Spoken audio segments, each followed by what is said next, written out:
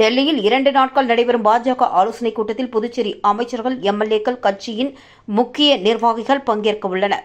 இக்கூட்டத்திற்கு பின் புதுச்சேரி நாடாளுமன்ற தேர்தலில் பாஜக சார்பில் போட்டியிடும் வேட்பாளரை இறுதி செய்ய முடிவெடுக்கப்பட்டுள்ளதாக தகவல்கள் வெளியாகியுள்ளது. நாடாளுமன்ற தேர்தல் தேதி விரைவில் அறிவிக்கப்பட உள்ள நிலையில் தேர்தல் பணிகளை தேசிய, மாநில அரசியல் கட்சிகள் முழுவீச்சில் துவங்கியுள்ளது. அகில இந்திய காங்கிரஸ் கட்சியின் மேலிடமானது ஒவ்வொரு மாநிலத்திலும் கட்சி நிர்வாகிகளை தேர்தல் அறிக்கை தயாரிப்பு பணிகளை மேற்கொள்ள அறிவுறுத்தியுள்ளது.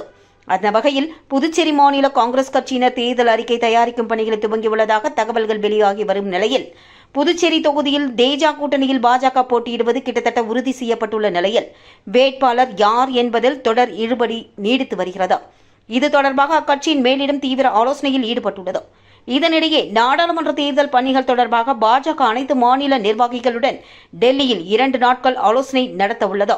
இந்த ஆலோசனைக் கூட்டத்தில் பங்கேற்க புதுச்சேரி மாநில பாஜக எம்எல்ஏக்கள், அமைச்சர்கள் டெல்லி புறப்பட்டு சென்றுள்ளனர்.